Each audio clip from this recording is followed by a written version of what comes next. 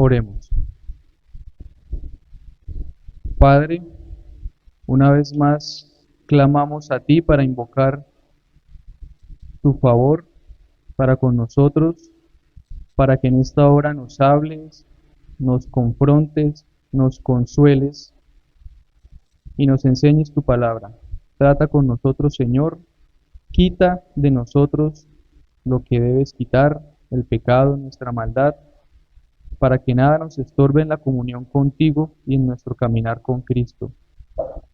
Ruego que tu Santo Espíritu me ilumine, me guíe para que hable tu palabra a tu pueblo, mi buen Señor, y a ellos dales oídos y mentes y aún corazones dispuestos y atentos a recibir y aplicar lo que estás a punto de decirles. En Cristo Jesús. Amén.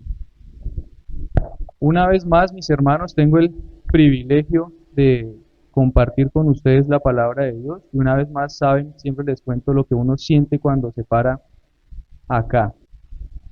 En sus Biblias, Isaías, capítulo 1, versículo 1, vamos a estar observando algunas consideraciones hasta el versículo 20. El versículo 1 es una introducción que nos dice que lo que el profeta Isaías está a punto de hablar,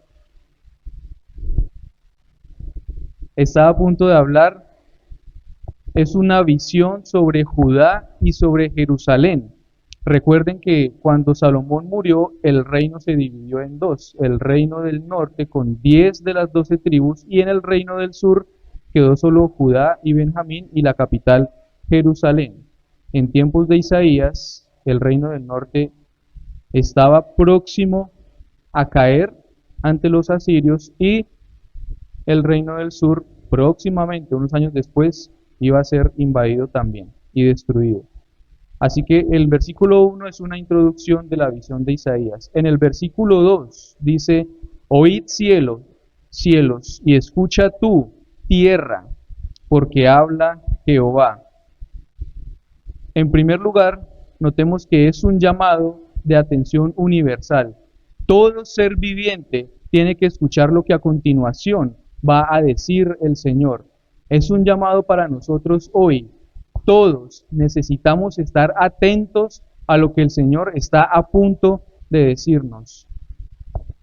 Lo que sigue en el versículo 2: crié hijos y los engrandecí.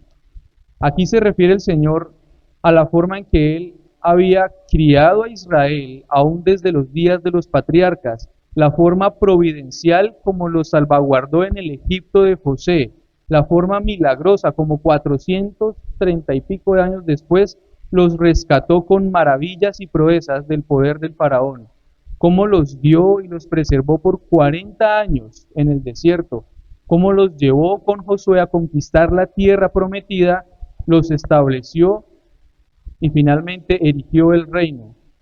La máxima expresión, la máxima gloria del reino de Israel estuvo en los días de David y Salomón. Entonces el Señor crió hijos y los engrandeció. Él fue como un padre para Israel. El Señor en verdad le concedió a este pueblo privilegios especiales, muchos privilegios sobre los otros pueblos, de la misma manera que a nosotros hoy día nos salvó, nos enseñó, nos instruye, nos crió y nos engrandeció. Hoy día lo hace con nosotros como lo hizo con el pueblo de Israel hace muchos años. Y si somos conscientes, a nosotros también hoy nos colma de favores y bendiciones que no merecemos, mucho más que al resto de las personas. Es importante que usted se detenga a pensar qué es todo lo que el Señor ha hecho por usted, qué es todo lo que el Señor ha hecho por usted en Cristo Jesús, cómo Él le ha manifestado su amor y su bondad a través de la persona del Salvador. Continúa la escritura diciendo: pero ellos se rebelaron contra mí. Entonces, a pesar de toda la bondad de Dios y a pesar de toda la prosperidad que Él le brindó a Israel, toda la nación, comenzando por David, quien mató a Urías para tomar a su mujer con quien había adulterado, a pesar que Salomón ofreció incienso a otros dioses y tomó más de 1000 mujeres para sí como sus esposas, Todo el pueblo adoró pronto a otros dioses. Todos se rebelaron contra Dios. Olvidaron la forma amorosa y paternal como el Señor los había cuidado por siglos. Y se rebelaron haciendo todo lo contrario a lo que el Señor les había ordenado hacer. Israel se rebeló contra su Señor. Para Dios, la desobediencia de su pueblo es similar a la forma en que, por ejemplo, hoy día un manifestante violento se levanta contra la autoridad. La desobediencia de su pueblo para el Señor es similar a, al hecho de que un hijo, por ejemplo, se levante violentamente contra su padre, desconociendo su autoridad, su señorío y su dominio. Israel se rebeló contra Dios. Nosotros podemos identificarnos de alguna manera con el Israel del Antiguo Testamento. A ellos el Señor los cuidó, los prosperó, los preservó en tiempos de hambruna, en tiempos difíciles, los dotó con todo lo necesario. Y ellos se rebelaron contra Dios. Él fue un Padre amoroso y ellos se rebelaron contra ese Padre amoroso. Nosotros hoy día a veces parece que no somos muy diferentes. El Señor nos colma de bondades, conocemos todas sus maravillas con nosotros, hemos recibido el amor de Dios en Cristo Jesús. ¿Y qué hacemos constantemente? Desobedecemos. Sabemos que este es el camino con C mayúscula que debemos seguir. ¿Y qué hacemos? Vamos tras nuestros propios caminos, tras nuestros deleites, tras nuestros placeres, haciendo lo que nosotros creemos que debemos hacer. Y la voluntad de Dios a un lado, los preceptos de Dios para nosotros a un lado. No nos importa el amor de este Padre que nos cuida y nos protege. Queremos rebelarnos y hacer nuestra propia voluntad. En muchos sentidos no somos diferentes al Israel que está describiendo Isaías aquí en el capítulo 1.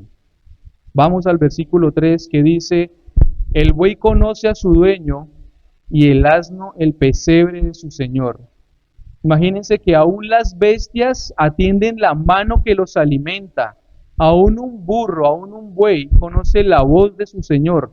Él reconoce quién es el que lo cuida, quién es el que lo sostiene. Pero el pueblo de Israel no entiende. El pueblo no entendió. El pueblo de Israel no tuvo conocimiento. En este sentido, el Señor compara a su pueblo con una bestia, pero tal es su estado de perdición y degradación moral por causa del pecado, que incluso son vistos peores que las bestias. No tienen entendimiento, no reconocen al que es su Señor, no reconocen al que es su cuidador, no reconocen al que es su amo. Nosotros hoy día poco entendemos el significado de la palabra Señor. Pero Señor, en el contexto bíblico, es aquel que es la suprema autoridad, aquel que está sobre nosotros, a quien le debemos total sujeción y devoción. Así que Israel no conoció a su Señor, fue peor que una bestia, fue peor que un animal. Imagínense cómo somos nosotros cuando no reconocemos a nuestro Señor, sabiendo que tenemos mucha más luz y gracia de la que tenían ellos en aquella época. Nuestra desobediencia, nuestra rebelión contra Dios, lo que hace es destruir nuestra humanidad, destruye nuestra inteligencia, nuestra capacidad de razonar y entender qué es lo que estamos haciendo bien o mal delante del Señor. Eso es lo perverso del pecado, que destruye nuestra humanidad, destruye nuestra forma de pensar, de tal manera que en ningún lado habrá cabida para que pensemos en el Señor, ni mucho menos en lo que Él requiere de nosotros. Puede que nosotros hoy día tengamos una vida próspera, una vida cómoda. Inclusive esto puede suceder sabiendo que toleramos algunos pecados en nuestras vidas. Pero esto solo significa que el pecado te ha dominado, que el pecado ha venido a ser tu Señor y estás bajo su yugo. Versículo 4 dice: oh gente pecadora, pueblo cargado de maldad, generación de malignos, hijos depravados. Toda la nación, todo el pueblo de Israel estaba cargado de pecado. Toda aquella generación se perdió, eran malvados, se corrompían los unos a los otros, y los hijos de ellos también eran corruptos y pervertidos. Este era el estado del pueblo elegido de Dios, destinado a ser linajes santos, como diría Isaías en el capítulo 6, versículo 13. Ahora, ¿cuál es la razón de tan precario estado espiritual? Continúa el versículo 4 y ¿qué es lo que dice? ¿Dejaron a quién? Provocaron, continúen. Bueno, les voy a dar tiempo que todos se ubiquen en Isaías capítulo 1, versículo 4. Vamos a leerlo todos juntos. Oh gente pecadora, pueblo cargado de maldad.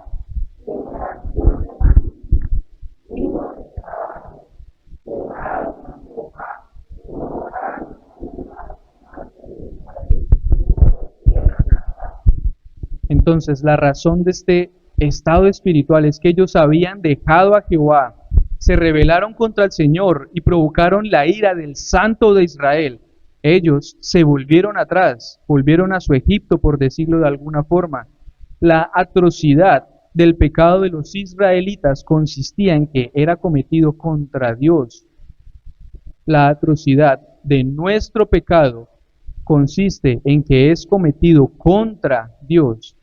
La atrocidad de su pecado consiste en que usted peca y se rebela contra Dios, contra nadie más. Cuando usted peca, cuando omite uno de los mandamientos más pequeños, se está apartando de Dios, se está rebelando contra su autoridad y está despreciando todo el amor que el Señor le ha mostrado por medio de Cristo Jesús. Mis hermanos, el pecado nos hace enemigos de Dios, no es una cosa que podamos tolerar en nuestras vidas. La desgracia viene cuando abandonamos a Dios, cuando no aceptamos someternos a su voluntad, cuando no aceptamos sus cuidados paternales y nos apartamos de aquel que nos sostiene. Evalúe por un momento esta mañana, medite cuál es el estado de su vida espiritual. Piense en esa pregunta.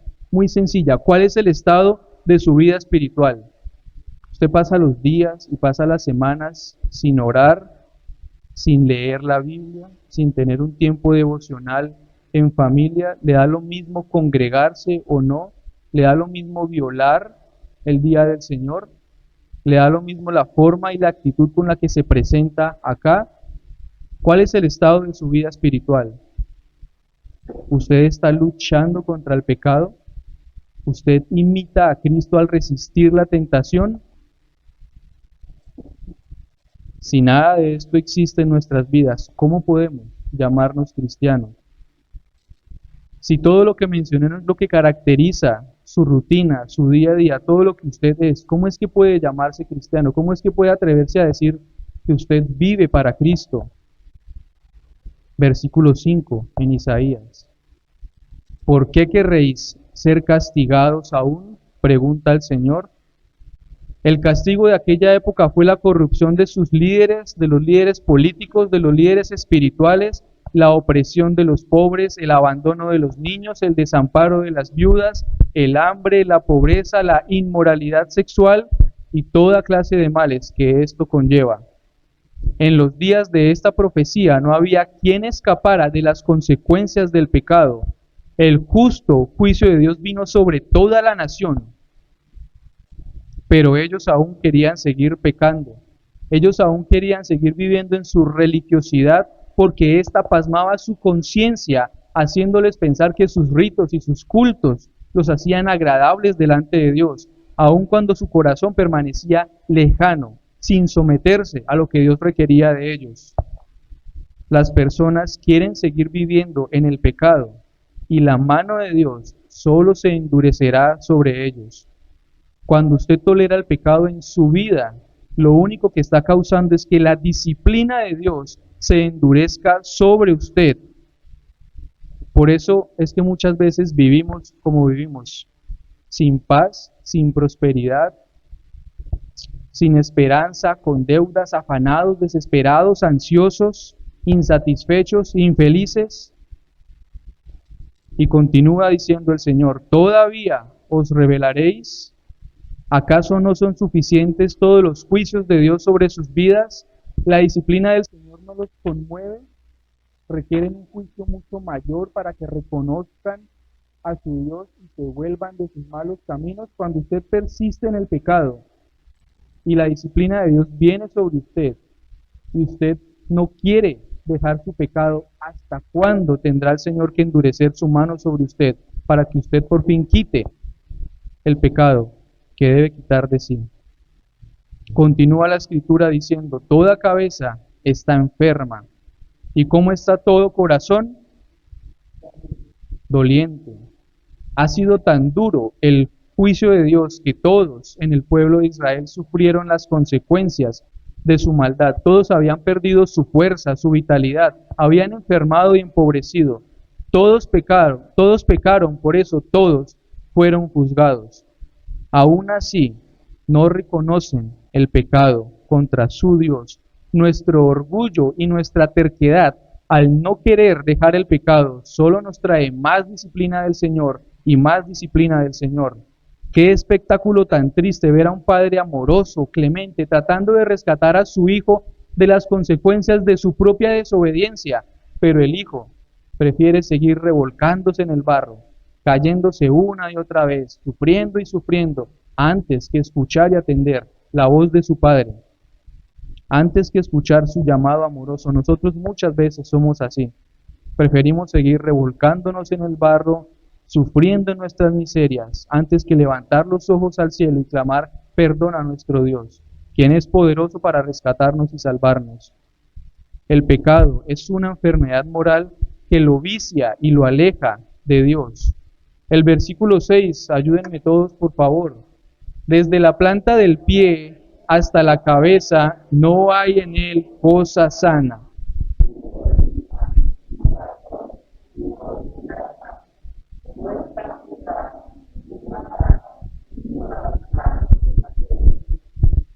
En Israel, como les dije, todos habían pecado y todos estaban sufriendo el juicio de Dios. La pregunta aquí para nosotros es, ¿cuánto vas a tardar en dejar tu pecado para seguir a Cristo? ¿Cuánto va a tardar usted en dejar su fornicación para que no sea más estorbo y usted pueda caminar con Cristo?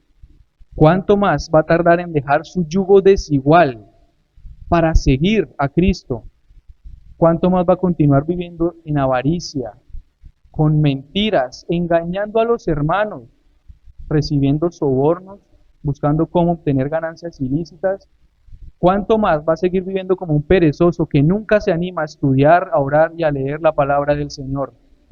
¿Por cuántos más domingos usted va a seguir violando el día del Señor, quedándose en la casa durmiendo, asistiendo al paseo, compartiendo con el mundo y el Señor extendiendo su mano, clamando y llamándolos al arrepentimiento? ¿Cuánto más vas a tardar en dejar tu pecado? Vamos a ver las consecuencias en Isaías capítulo 1, versículo 7. Todos juntos de nuevo. Vuestra tierra está destruida.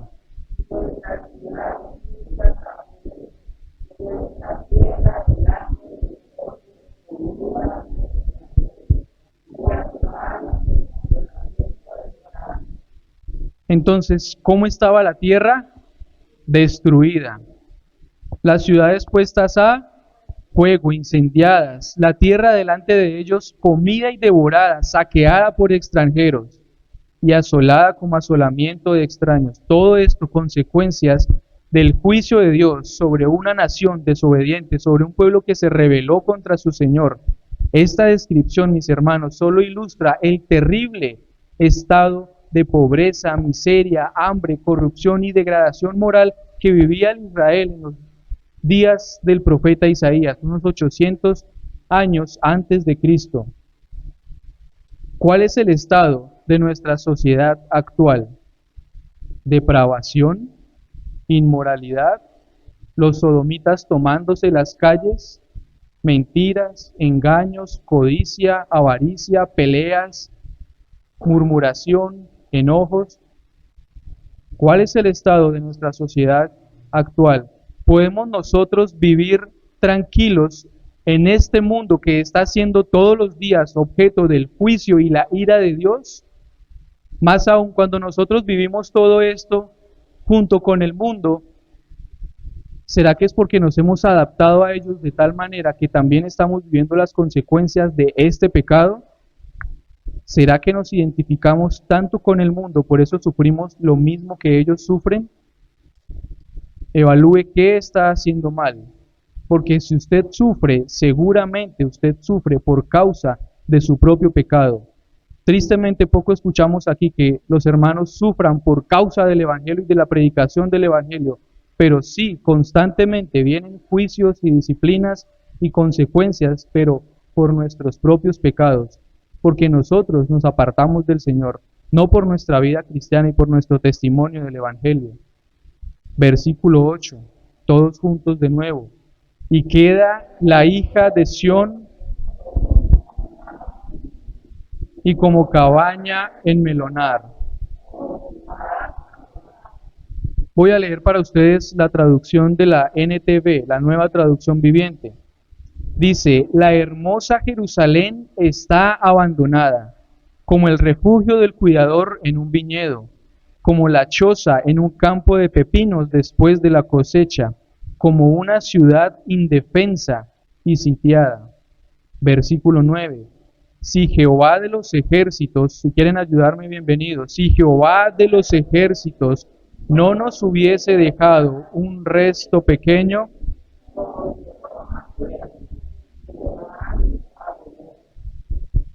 aquí, aún en medio del juicio, el Señor nuestro Dios preservó a unos pocos sobrevivientes, a través de quienes vendría siglos después el Mesías, el cumplimiento de las promesas de su pacto. Dios hizo promesas, Dios hizo un pacto, Él juró por su propio nombre, y la maldad de su pueblo no iba a estorbar el cumplimiento de sus juramentos.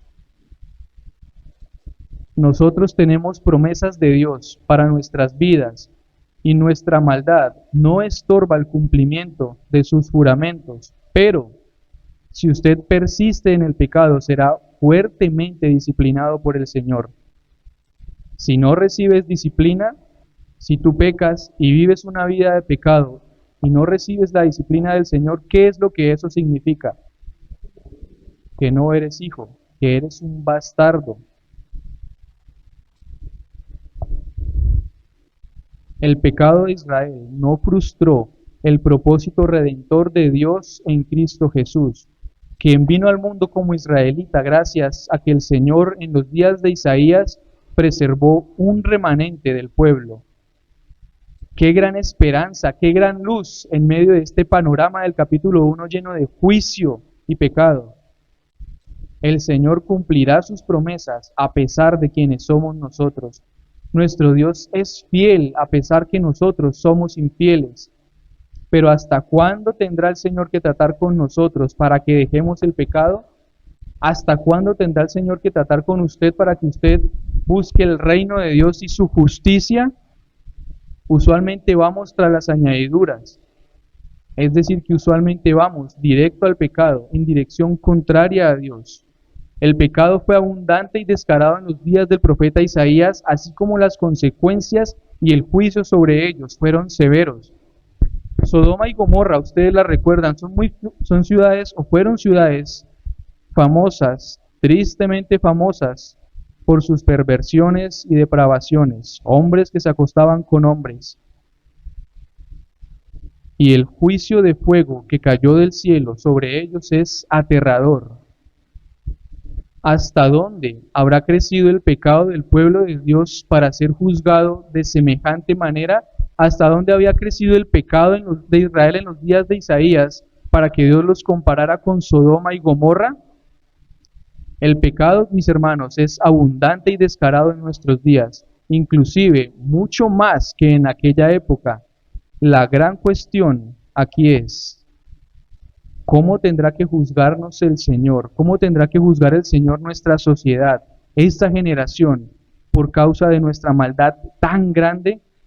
Si el juicio sobre Sodoma y Gomorra fue fuego que cayó del cielo, ¿cuál será el juicio sobre esta ciudad, sobre este país? ¿Cuál será el juicio sobre este mundo que peca descaradamente contra el Señor?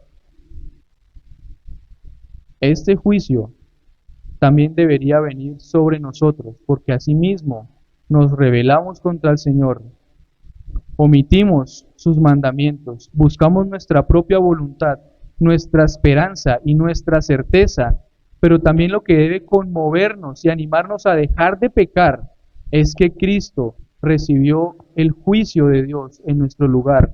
Es que Él se presentó delante del Señor, y este es mi discurso de siempre, cargando todos sus pecados, cargando todas sus culpas, y recibió la ira y el castigo de Dios que vendría sobre usted por la eternidad.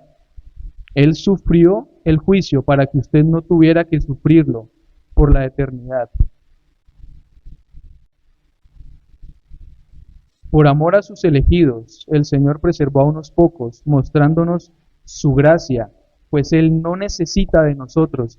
Dios se ha acercado por gracia, no porque haya nada bueno en nosotros, no porque nos necesite. Él se ha acercado porque su gracia es mayor, mayor que nuestra maldad. Versículo 10, ayúdenme por favor. Príncipes de Sodoma, oíd la palabra de Jehová.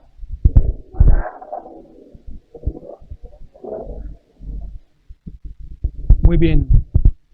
Igual que el versículo 2, otra vez el Señor está tratando de captar nuestra atención. Otra vez nos están diciendo, estén atentos, escuchen la voz de Dios, escuchen la ley del Señor, escuchen lo que viene a continuación. ¿Para qué me sirve? Versículo 11. ¿Para qué me sirve, dice Jehová, la multitud de vuestros sacrificios? ¿Por qué pensaba Israel que Dios deseaba o necesitaba todos estos rituales, todos estos cultos, todas estas ceremonias, cuando no estaban acompañados de un corazón humilde y obediente? ¿Puede alguien de nosotros, puede alguno de nosotros agradar a Dios pecando día tras día y viniendo el domingo a la iglesia a traer la ofrenda? ¿Será que el Señor se contenta de esta manera? ¿Acaso la adoración es puramente externa, como aquellos rituales vanos, repetitivos? Ofrendar cada domingo, asistir a muchos cultos, las muchas oraciones, pueden acercarte a Dios aun cuando no haces nada de esto de corazón, aun cuando no te humillas y reconoces el señorío del Señor sobre ti y te sometes amorosa y voluntariamente a su palabra. Es más valiosa nuestra costumbre que la obediencia a la palabra de Dios. Si tus buenas obras no son el fruto de un corazón que ama al Señor, que se somete a su palabra, sino que vienes a la iglesia, asistes a los ministerios, te sientas juiciosamente aquí cada domingo, pero no dejas de lado tu pecado, entonces lo que estás haciendo es provocando el enojo del Señor sobre ti.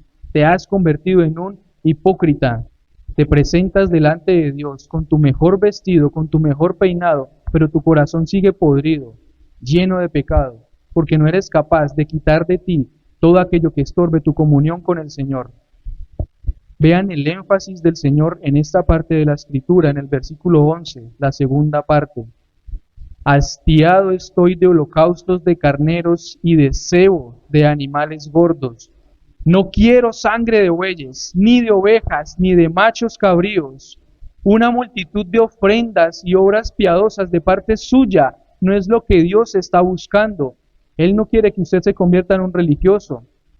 Él lo está llamando a que usted mismo se presente como una ofrenda, como sacrificio vivo delante de Él. ¿Y cómo se hace esto? Obedeciendo la palabra de Dios, dejando el pecado a un lado, dejando la mentira a un lado, dejando la fornicación a un lado, dejando los robos a un lado, dejando los adulterios, aún del corazón, a un lado, dejando el rencor y el enojo los unos con los otros a un lado.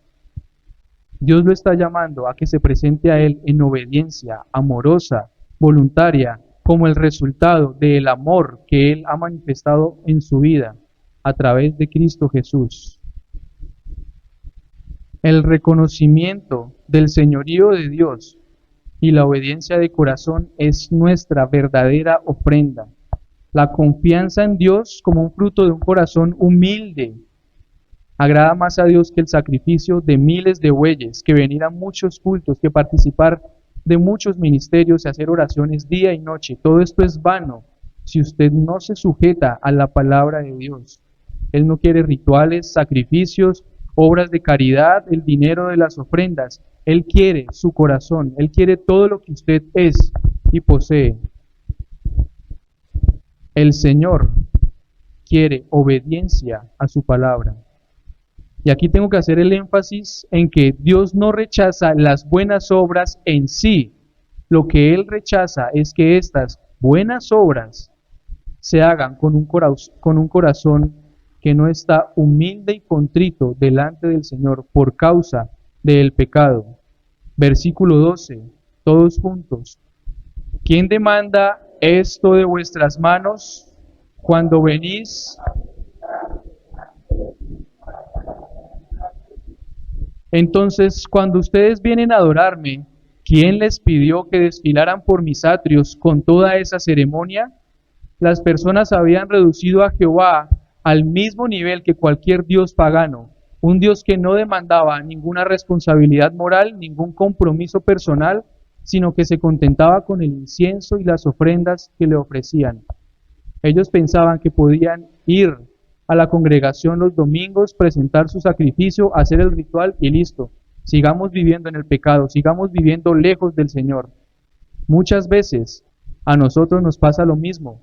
Venimos el domingo a tener supuestamente comunión con los hermanos, a adorar al Señor, a escuchar el sermón, pero durante la semana seguimos sin orar, seguimos sin leer la Escritura, seguimos viendo porquerías, seguimos con las groserías, con las mentiras, con los engaños, con el rencor los unos hacia los otros.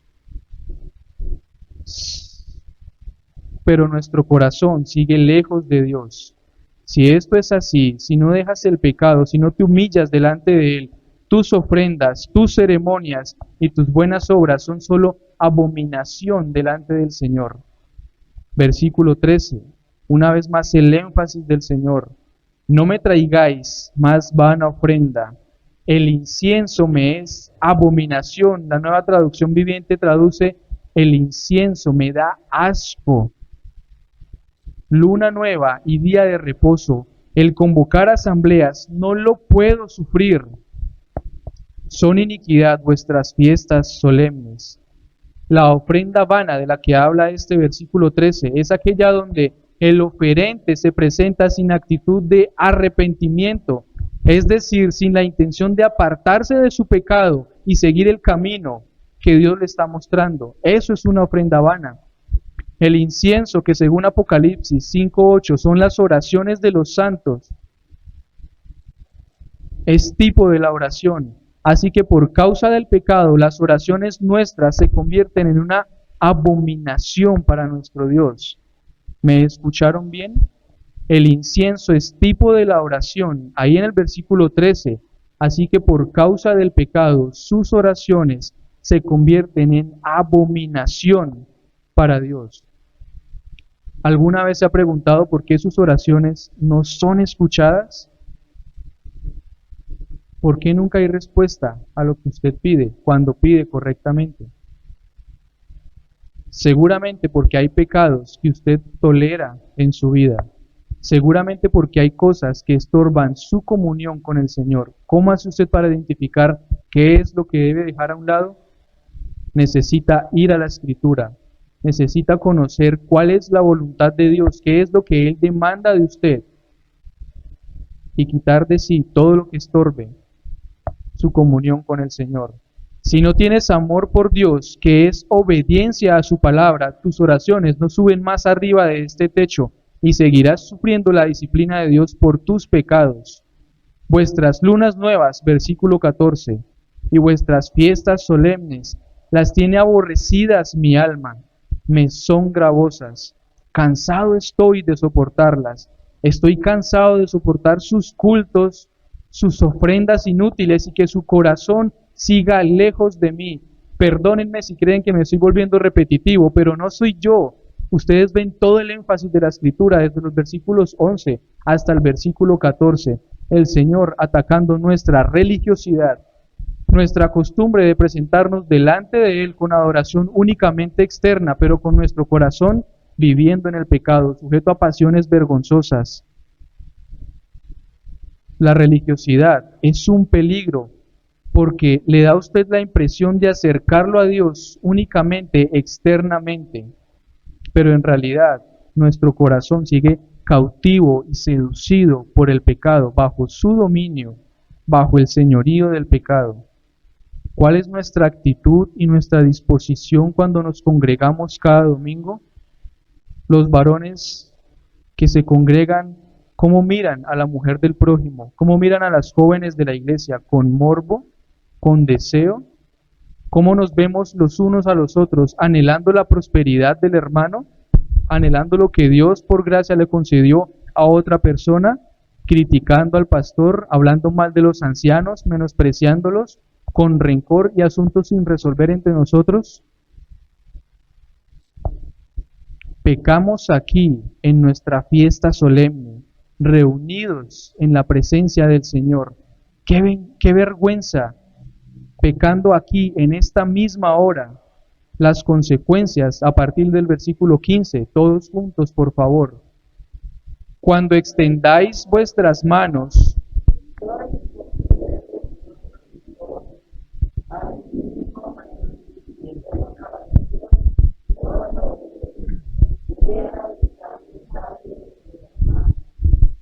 llenas están de sangre vuestras manos.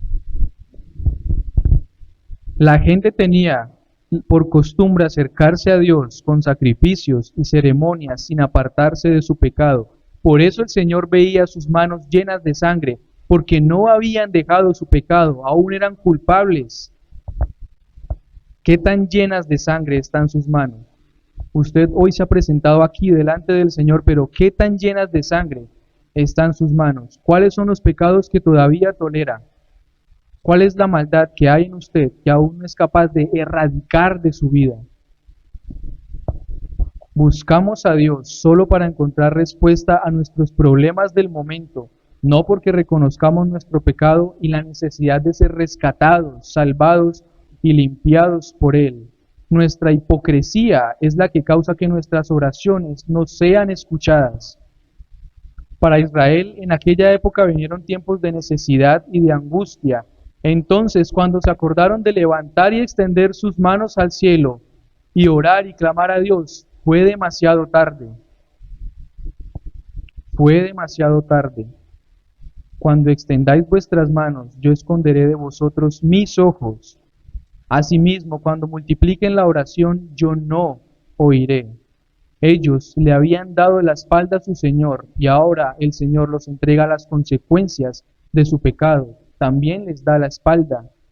Este es el estado más terrible que un ser humano puede soportar, que su Creador, que su Dios, le dé la espalda. Era un gesto de desaprobación y abandono. El juicio de Dios manifestado en su máxima dureza contra su propio pueblo escogido. Pero encontramos un punto de inflexión, un pero glorioso. Versículo 17. Lavaos y limpiaos, quitad la iniquidad de vuestras obras delante de mis ojos, dejad de hacer lo malo. ¿Qué es lo que nos dice el Señor hoy día? Lavaos y limpiaos, lávense, límpiense, quiten la iniquidad de sus obras, estando en la presencia del Señor, dejen de hacer lo malo. Según el versículo 16, ¿qué es lo que usted necesita hacer? Por favor, quiero escuchar las dos cosas. ¿Lo van a hacer? ¿Lo van a hacer?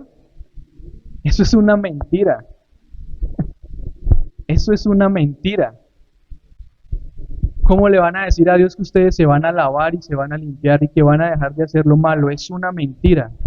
El énfasis de este mandamiento es que los pecadores pudieran comprobar que no pueden lavarse a sí mismos, que no pueden limpiarse a sí mismos y que clamen a Dios, lávame, Señor, límpiame, porque yo no puedo, porque nuestro corazón es proclive a la maldad.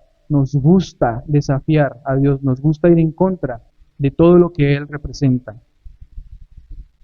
Arrepentimiento significa apartarse del mal camino, erradicar de nuestra vida la maldad y la injusticia, dejar de violar la ley de Dios.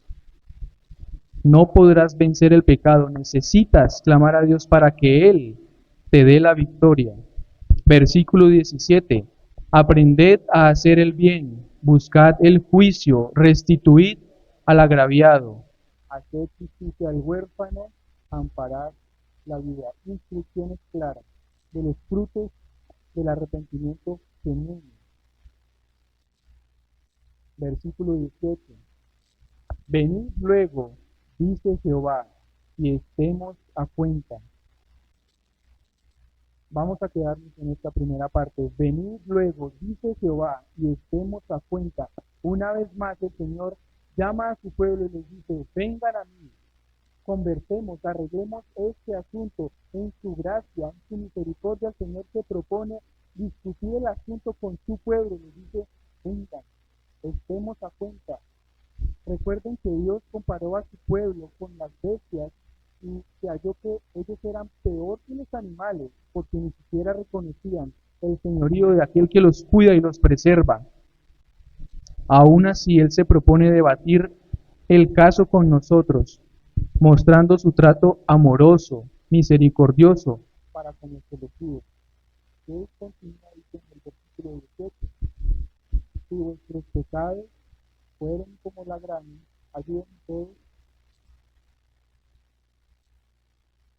Otra vez esa frase, si vuestros pecados fueren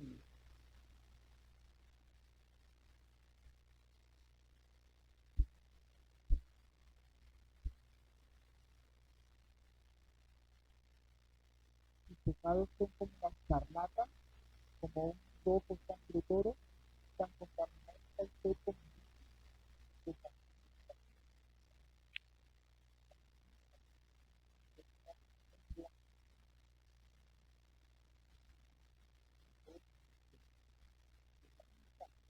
Sin ninguna mancha. Sin arrepentimiento, mis hermanos, no puede haber perdón de pecados.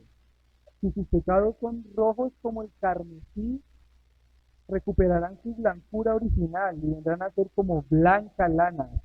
Si usted se arrepiente y deja el pecado, Dios tiene todo el poder suficiente para salvarlo, para limpiarlo y purificarlo. Solo Él tiene el poder para perdonarte y limpiarte de toda tu maldad. Si confesamos nuestros pecados, Él es fiel y justo para perdonar nuestros pecados y limpiarnos de toda maldad. Una pequeña ofensa en aquella época era redimida o expiada, mejor con una ofrenda pequeña. Las grandes ofensas requerían una ofrenda muchísimo más grande. En aquella época no había una ofrenda de tal magnitud. Ellos solo podían confiar en la promesa del Señor que vendría alguien que sería la provisión de esta ofrenda que borraría de una vez y por todas todos los pecados del pueblo. Nosotros ya tenemos la provisión de un sacrificio suficientemente grande como para expiar todos nuestros pecados. El sacrificio y la ofrenda por nuestro pecado es Jesucristo, el Señor. Vamos rápidamente a Isaías 53.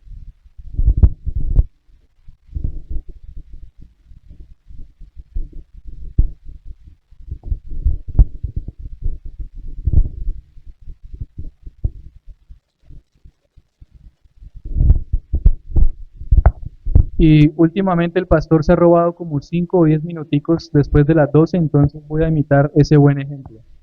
Isaías 53, a partir del versículo 2. Síganme todos en sus Biblias, por favor. Subirá cual renuevo delante de él, y como raíz de tierra seca. No hay parecer en él ni hermosura. Le veremos, mas sin atractivo, para que le deseemos. Sigan con el 3. Despreciado.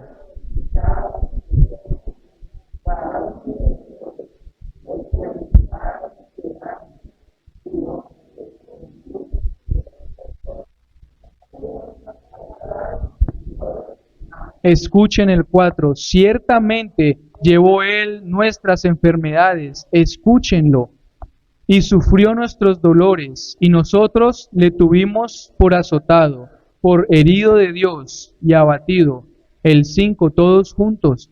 Mas él herido fue por nuestras rebeliones, molido por nuestros pecados. El castigo de nuestra paz fue sobre él. Y ayúdenme con el 6. Todos nosotros nos descarriamos como ovejas.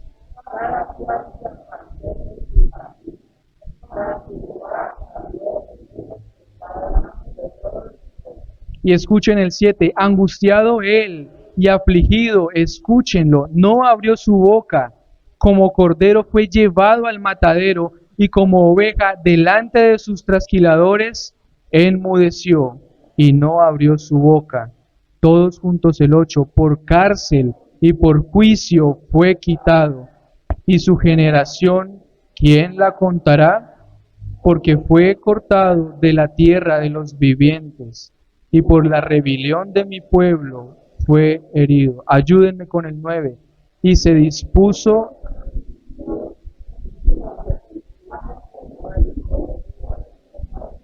aunque nunca hizo maldad. Escuchen el 10. Con todo eso, escúchenlo, Jehová quiso quebrantarlo, sujetándole a padecimiento. Cuando haya puesto su vida en expiación por el pecado, verá linaje, vivirá por largos días, y la voluntad de Jehová será en su mano prosperada. Leamos el 11 finalmente. Verá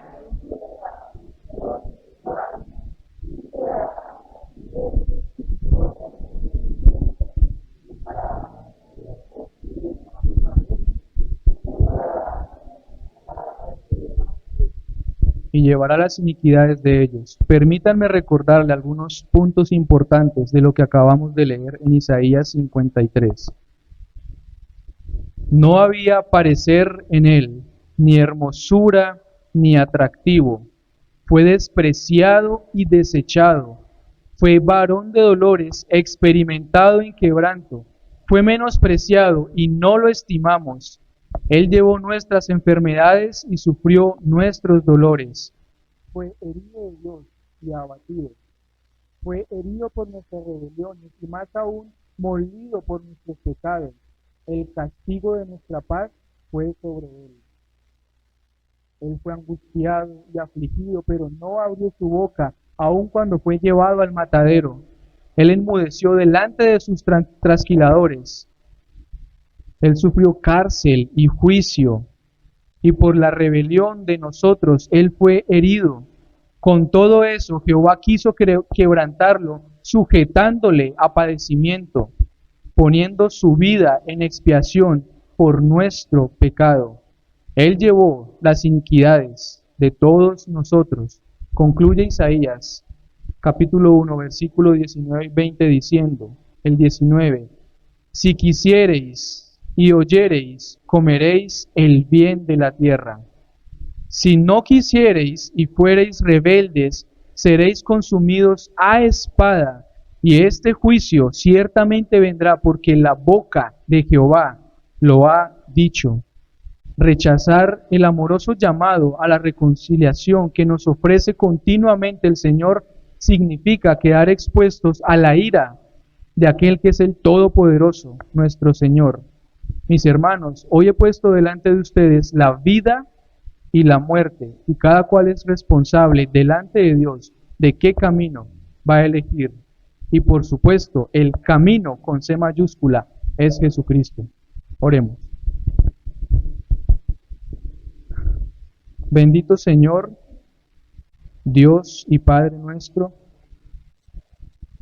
debemos clamar y levantar nuestros brazos y súplicas a ti porque somos una iglesia pecadora, porque continuamente nos rebelamos contra ti y aún muchas veces nos presentamos delante de tu altar sin dejar nuestro pecado. Ayúdanos, Señor. Solo tú puedes salvarnos, lavarnos y limpiarnos. Ayúdanos, porque tu Cristo pagó por nosotros, nos rescató del pecado y de la maldad. Permítenos vivir vidas transformadas en Él, libres del pecado y de la ira tuya, Señor.